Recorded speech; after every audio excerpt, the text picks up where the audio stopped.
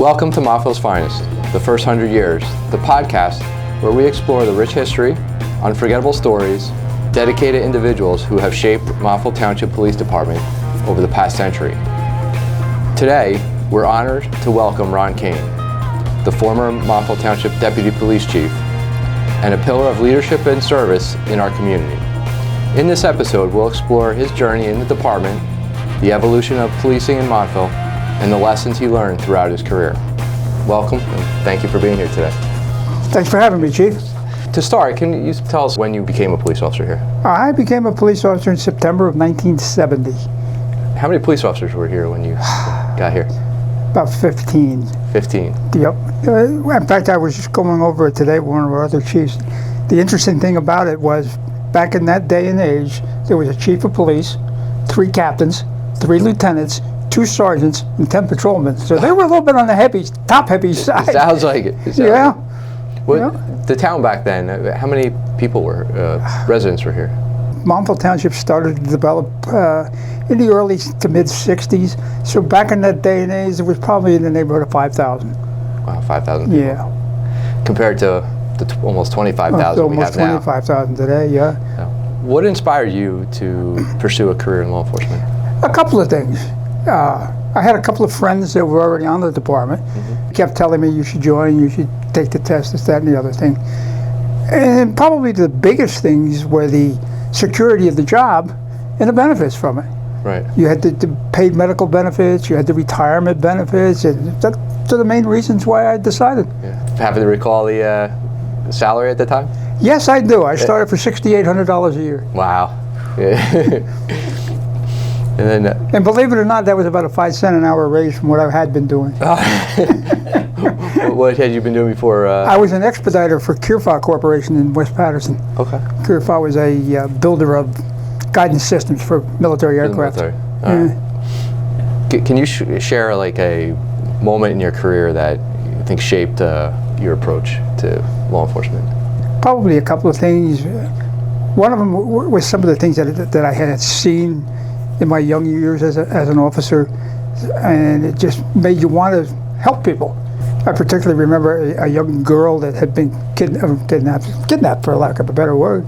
They found her bludgeoned to death about 100 feet behind her house. Oh, geez. And it was done by a neighbor child. And I said, this shouldn't, in an area like this shouldn't happen. Sure. And things of that nature made me do this. And I had joined the volunteer fire department when I was 16, so I enjoyed helping people. Right. So you had that drive for service. Yes.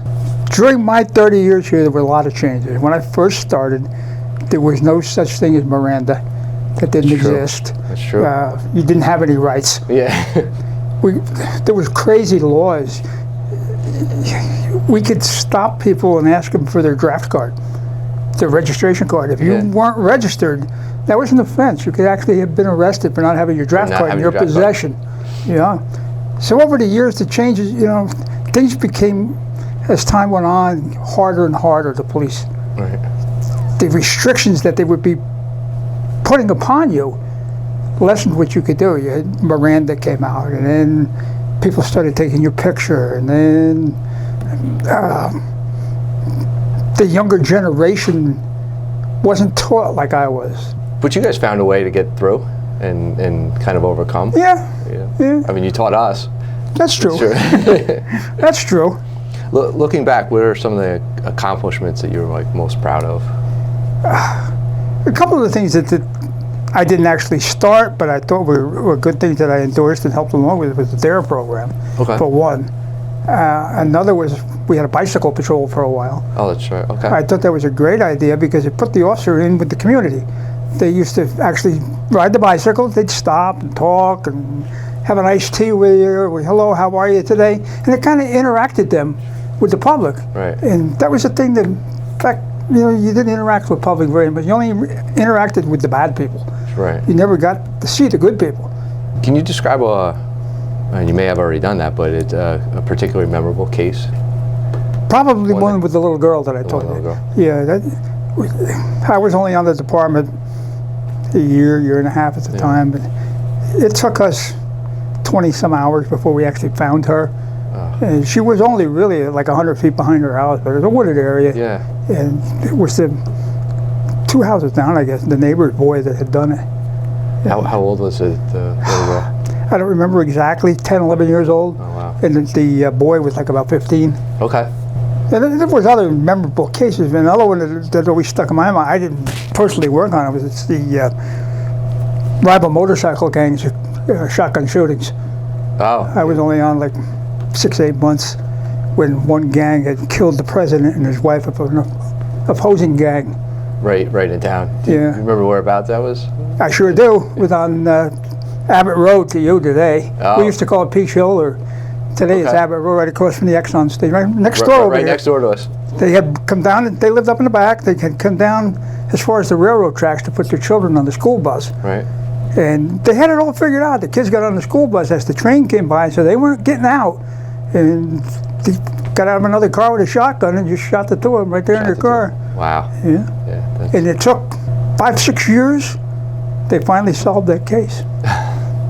That was good police work. Yes, it was. We had an older fellow, his name was George Clifton. George Clifton was a lieutenant in the detective bureau. He solved that case. And I'm sure, as we've all gone through our career, we've all had those. We each have those cases, right? I'm sure, yes. And those cases we remember. We just won't forget. Yeah. What was a typical day for you as a deputy chief? Typical day. You come in the morning. The first thing you would do is read all the reports from the previous 24 hours. And you read them and you decipher anything that would be of importance. And after that, it was pretty much routine. After that, you'd go out, you'd talk to the officers on duty and what have you. You have to be able to multitask when you get to that job, because somebody's always coming into your office and asking you something. The phone's ringing. You'll be in the middle of doing something. Somebody else will want something. And it was not a hectic day, but it was a full day. It kept you busy. Yeah. It kept you interested, and everything was different every day. I mean, this type of a job, everything changes day by day. I know we do typically try to have a good time here too, but are there any humorous or lighthearted moments that you can recall? Yeah, a few. A few? Down off of their Pine Brick Road, which is our 2 bridges. Right. And down in there, there's a farm down in there. So they coming back from the shooting, and the one officer coming back, he's going a little bit speeding. He comes around a curve, and he goes off the roadway. And as he goes off the roadway, he hits a goat and lands on top of a shed that's down below the roadway with the goat underneath his car. Oh, no. I always thought that was very humorous. It stuck in my mind. We had another officer one night. He decides he's going to do donuts in the parking lot in the snow with a police car.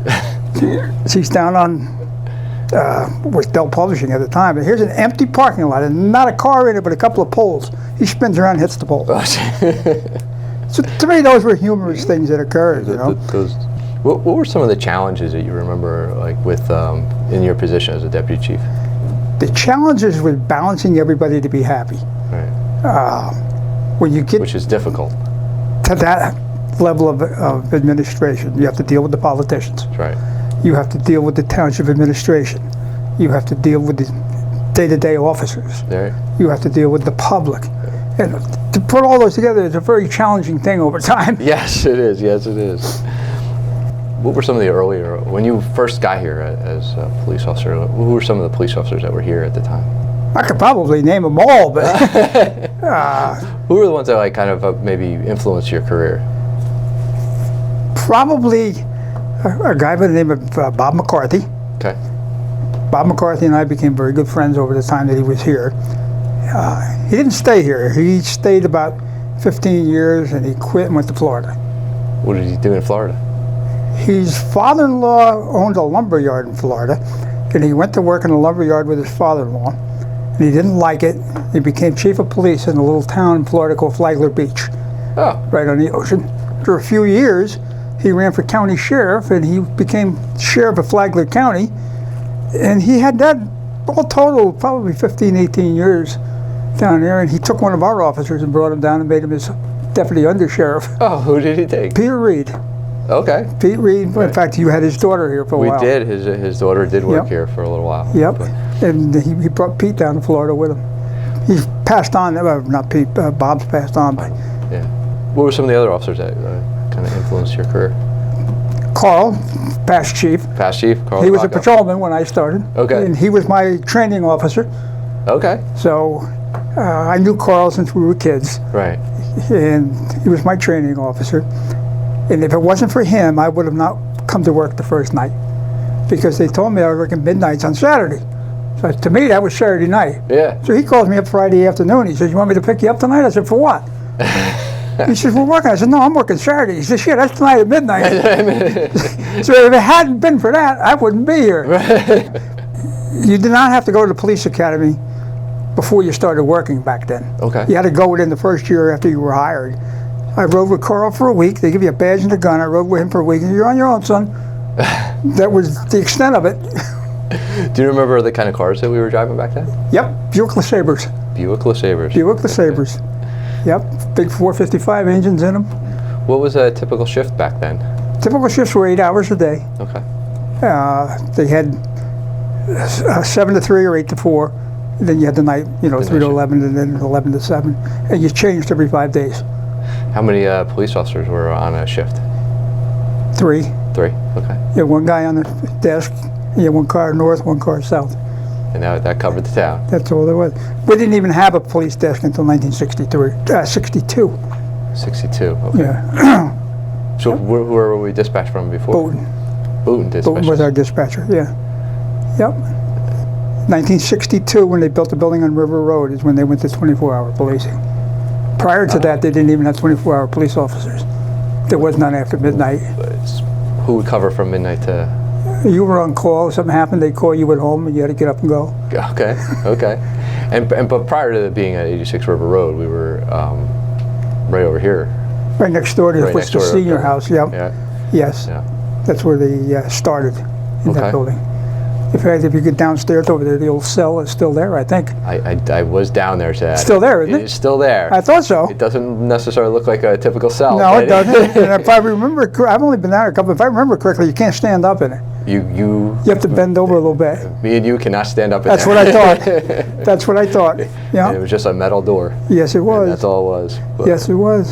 So they used to have a lot of trouble with heat and things in that building.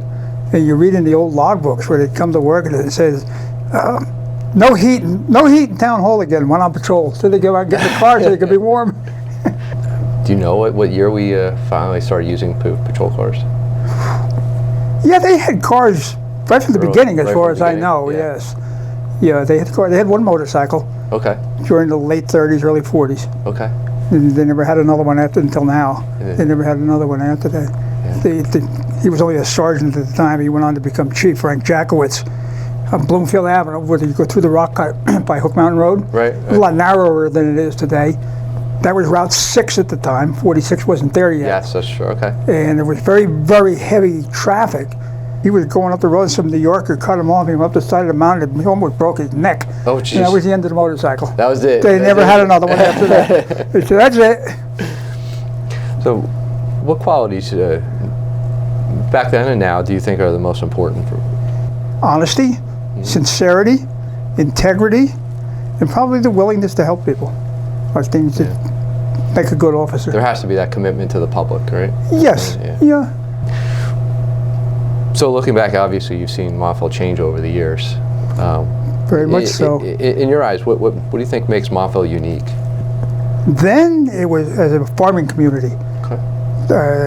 It was a very close-knit farming community. Right. And today, what makes Montville unique is the makeup and composition of our residents. Right. We have all sorts of ethnic backgrounds and beliefs, and so far everybody seems to get along fairly well. Yeah. You do hear of occasions where they don't, but I think basically they do. Yeah. No. And I just think that's what keeps Montville together. Right. Yeah, Montville's a lot less crime than there was when I was younger, and a different type of crime than when I was younger. Right. We had bar fights. Friday and Saturday night, you would go to 3 or 4 bar fights. Yeah. These young officers, they don't know what that is. No. They've never heard of that. I mean, and they weren't all in Montville. We had like 16 taverns, but some of them would be here. We'd have to go to Bowden, Lincoln Park. We all helped each other out back in that day and age. Right, right. There was 5 of us on the same radio frequency, 5 towns, and we all got along with each other, and we all helped each other out because, you know, you were by yourself out there. Right. And certain things you're just not going to do alone. Absolutely. I mean, you know, you don't pay me enough. In those 5 towns we had, I mean, we were sharing that radio band when I got here. And it was, it was Boonton Township. Boonton Township. And Lincoln Park. And Lincoln Park. Yeah. And us. So. Yep. Did make some for some entertainment though. It did. It sure did. Yeah. So you kind of spoke to a little bit about this, but during your tenure there, what are some of the initiatives or programs that you guys introduced that you think kind of made a lasting impression here? Like I said, probably the biggest one that made a lasting impression was the DARE program, and I don't believe they do that anymore. So we don't have DARE any. We don't. Right, they have DARE, something but different we today, do, right? Yeah, we do use it in other programs, but same Principle. concept. Yeah. And I thought that was a great thing for the younger generation. It focused on below the 5th grade. Right. I think the 5th grade was their graduating point from DARE. Yep. And it kind of, I thought, shaped the children and helped to keep them out of trouble, and they got to know the police officers besides. Right. One of the things you do today that I think is a great thing is your resource officers in the schools. Yeah. We didn't have anything like that. No, that's right. But it makes the kids interact with the authority, and I think that's a good thing. It's a great opportunity for us to get to know the kids. I'm sure it is. Get to know us and kind of see us as we're just not the bad guy all the time. We're regular people. Yeah. You know. Do you have any insight of what you think the police department could look like in another decade? It's hard to say. The changes that have happened in the last decade, I would have never dreamed of. Yeah. I mean, I would have never dreamed of cell phones and body cameras right. and all. What's going to happen in the next decade? I don't know. You're probably going to have drones following you around. Yeah. Things of that. And I'm not saying that because drones are popular right now, but probably some things of that nature are going to happen. Yeah. That the policing is going to be more sophisticated and less manual and more electronic sophistication than there is today. We've seen so much more technology in this career than ever before. I mean, I look in the seats of some of these patrol cars. It's astronomical the stuff that's in there. Right? I mean, you know, we had a radio and a siren head. That was it. Yeah, that's true. That was all on a shotgun after in the later years. Yeah. That was it. What would you hope that your legacy would be with the police department? I would hope that they would remember my honesty and fairness. While I was here, there was tons of patrol officers that hated me. Yeah. But I treated everyone the same. I was a book person. This is how it is, and we all do the same thing. Sure. And I didn't treat you any differently than the next person. That's true. And after I left, they used to say, "Boy, I wish he was back." Yeah. Because, and I think I'd like to be remembered for that. That's a very fair assessment. I did get the chance to work with you for a few years. Yeah, a few before I left. Yep. What do you miss most about your time in the department? The people. People. I don't miss the job at all. Yeah. I miss some of the people. The Right. people that were here when I was here, and we do continue to periodically get together. Sure. You know, we have like a holiday party on the holidays. We'll go to breakfast a couple times a year. Yeah. A couple of them I see all the time because I live near them, Right. and we're friendly with each other. But as far as the job, I don't miss the job one bit. Yeah. But the people is what you the miss. people I do, yes. So now that you're being retired, how do you spend some of your time in retirement?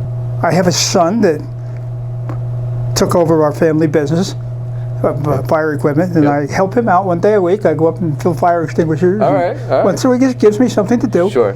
I still belong to the fire department. I don't go to fires anymore. I'm too old for that. But I do, you know, I go to the meetings and some of the cleanups, and again, the camaraderie just over there and something to do. And how long were you at the fire department? 62 years. Wow. So far. Thank you for your service for that. There's long time. Fewer and fewer volunteers in this world. Yes, there are. So, what message would you like to share with like the current officers here and the community as a whole? I think the current officers should be happy with their jobs. They should like to come to work and not be a task and a burden to them. Sure. And I think they should enjoy what they're doing. I think, like I said earlier, they should be fair with everybody and treat everyone fairly. The community, on the same hand, there's no way to control that, but they should interact with the police department more. They never say, every once in a while you will see somebody say, thank you. Thank you. You were there. My father needed an ambulance, and your officers this, that, and the other. But the majority of the time, all you see is critical things. Sure. And that's human nature. It is. It is. It's human nature. People like to complain about stuff, but they never like to reward you for stuff. That's what I think, anyway. Yeah. No, that's good. I mean, that's important. I mean, it is important though for us to, establish a good relationship with the community. Yes, it is very important. For us to be there in the good times and the bad. I mean, we are there a lot of times for the bad stuff. So. Yes. But generally, that's your job. It is. You only see the bad side of people. We see the that majority of the time. You only see the bad side of people. Far too often. You only see them at their worst. That's true. That's true.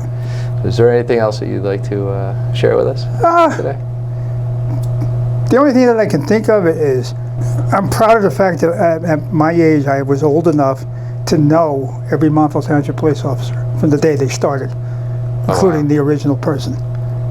His name was Russell Hilbert. He was the first officer, first chief. And I was maybe 15, 16 years old when he passed away. So I knew all of these people. Wow. And not too many people can say that. I don't know that I've met anybody that could. Yeah. It's I'm kind of proud of knowing that, that I knew all these people. We didn't have full-time police officers back, or 24-hour coverage back then. We had a lot of specials. Right. Well, Hilbert was one of our first. He was the first. And then he was he complimented with a couple specials at that time? Yes. Or was it just him himself? No, they had a few specials. Okay. They had specials and they had auxiliaries. The only difference between the two is auxiliary couldn't carry a weapon and specials did. Yeah. But there was no training back in that day and age. Oh, it was just... No, they were going... When I started in 1970, we still had one full-time special. He worked a 40-hour work week. Oh, wow. Okay. Was the last one. His name was Walt Steger. Okay. Yep. He was the last one. I mean, when Hilbert started in 1925, do you have any idea how many people were even in town? In 1925, I would take a guess of under 2,000. Wow. I know Pine Brook itself, when I was young, I didn't know anything north of Horseneck Road. Never been that far. Okay, yeah. So from Horseneck Road south, there was about 98 houses. Wow. Total. A lot of farms. A lot of farm. And I'm sure up at this end there wasn't a lot more. I didn't know anything from this name, I'd never been that far. When I went to the 4th grade, they sent me to the Montville School on the corner of Taylortown Road and 202. Okay, yes. I thought the world was coming to an end on the school bus. I didn't know where it was taking me. I'd never been that far. Where are they taking me? Right, where is this? I was scared to death. Yeah. Population was probably less than 2,000. Wow. And we've come a long way in 100 years. They sure have. Yeah. They sure have. And we're still building. Yeah. Yeah. So it's going to change even more. So do you think you could describe some of what the sections of town look like back Sure. then? Montville Township has always been divided into 3 sections, Montville, Chilocco, and Pine Brook. And each one of those 3 sections are very tight-knit by themselves. Montville had some subsections of Lake Valhalla and Taylortown. Okay. And the Oklahoma section up behind Black Rabbit Saloon today, it was called the Oklahoma section. And they were all kind of each had their own thing. People used to actually have on their driver's license Taylortown, New Jersey, Lake Valhalla, New Jersey. There's no such place, but they actually had that on their license. And they all, even to this day, the old timers will still be in those little cliques. Right. To this section of town. The Pine Brook section of town was all farms. Okay. All flatland, what we call truck farms, vegetables. The whole thing. The other end of town, up here, the Chilocco and Montville section of town, was farms, but it was more peaches, apples. Like orchards. More orchards, yeah. Yes. Yes, a lot of orchards up here, a lot of good orchards. They're all gone, not one left. And that Lake Valhalla up there, was that always like an open swim club? No, Lake Valhalla was a private gated community. Physically a gate across the road. So what were those roads that were where the homes were? Was it more like that? Was it more Stony Brook, or was it more around the lake? No, more around the lake. More around the lake. Yeah. Yes, Stony Brook really wasn't developed too much back then. Did people live there year round, or was it more of a No, they lived there year round. They lived there Okay. year round, and it was a private community to the fact that nobody went in there. There were children in there had to walk out to Valhalla Road for the bus, Okay. for the school bus. There was a big bank of mailboxes there. The people had to walk out there or stop with their car to get their mail. Okay. They wouldn't drive in there because they were private roads. So there's still those old pillars. Yes, that are they're up there. still there. And Is that where the gate was? The gatehouse is still there too, where the guard was. Oh, the old. The little stone building that sits there. That was a gatehouse. That was the gatehouse, yeah. Most of them, when I was younger, the majority of roads were not paved. They were either dirt or tarred and stoned. Okay. When do you think when did you start to notice like the paving the roads? Paving of the roads. Late 50s, early 60s. So the 50s and 60s was a really big time of like growth here. Very big. The biggest growth really started about 1962. Around 1959, somewhere in that neighborhood, they put Woodmont Road in off of Change Bridge.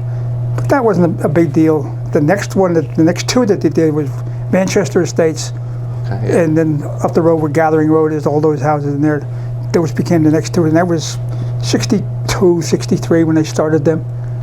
You know, you think of typical police work, right? You know, we respond to crimes and so forth. What are some of the extra duties that kind of fell on law enforcement back then? Pretty much everything in Montville Township fell on law enforcement back then. We used to have to issue the dog licenses. We used to have to go to the post office to pick up the mail. You used to have to go to the bank constantly, every 2 or 3, sometimes a couple times a day. Anything that had to be done, the police department did it. We used to be responsible for ordering the gas for the entire township, gas and diesel. Why the police department? It was always that way. It stayed that way. Right. But I want to thank you for joining me today. Well, thank you for having me. And I appreciate all the insight and some of the stories that you shared with us. So thank you for that. You're welcome. So I'd like to thank you for joining us on this episode of Montville's Finest, the first 100 years.